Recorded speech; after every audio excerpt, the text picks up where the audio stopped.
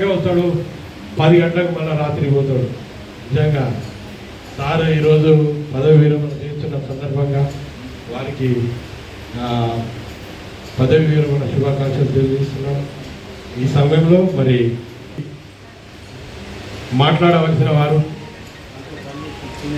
సార్తో పనిచేసిన senior assistants కానీ జూనియర్ అసిస్టెంట్స్ కానీ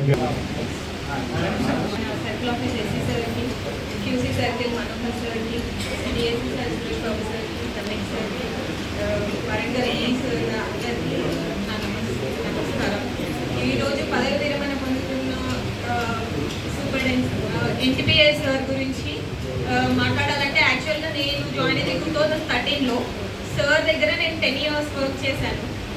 సార్ది క్వాలిటీస్ నేను అంటే నా పర్సనల్గా నేను ఎక్స్పీరియన్స్ చేసిందంటే అడ్మినిస్ట్రేషన్లో సార్ని మించిన వాళ్ళు మన వరంగల్ సర్కిల్లో ఎవరు లేరు, త్రూఅవుట్ వరంగల్ సర్కిల్లో. సో మన అడ్మినిస్ట్రేషన్ అంటే ఒక అడ్మినిస్ట్రేటర్కి ఉండవలసిన క్వాలిటీస్ అన్ని నేను సార్ దగ్గర నేను చూసాను ప్రత్యక్షంగా. ఫస్ట్ ఒక జూనియర్ వచ్చారు, వాళ్ళని వర్క్లో ఎంకరేజ్మెంట్ చేయాలి అని, వాళ్ళకి నేర్పించాలి అనేది, ఆ వర్క్ ఎలా నేర్పించాలి, ఏం చేయాలి అనేది సార్ దగ్గర. సార్ మరి వేరే వాళ్ళకి ఎలా నేర్పించాలి అని మాత్రం సార్కే తెలుసు.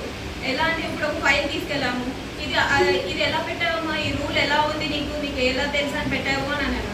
అంటే ప్రీవియస్లీ చూసి పెట్టాను సార్ అని చెప్పేసానంటే, నాకు రూల్ తెలుసుకొని వచ్చి చెప్పు, నాకు రూల్ చూపించాల్సిందే నువ్వు అని చెప్పేవాళ్ళు సార్. సో అలా ఈచ్ అండ్ ఎవ్రీ ఫైల్కి కానీ సార్ ఏదైనా సార్ మాకు ఈచ్ అండ్ ఎవ్రీథింగ్ రూల్స్ అన్ని పక్కాగా నేర్పించారు.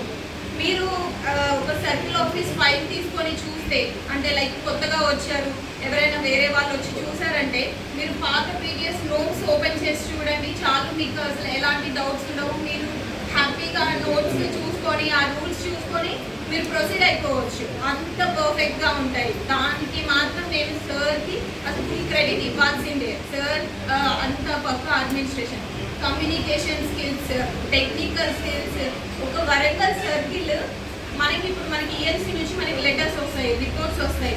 రిపోర్ట్స్ వచ్చినప్పుడు అయితే మేము బాగా ఎక్కునే వాళ్ళం సార్ని.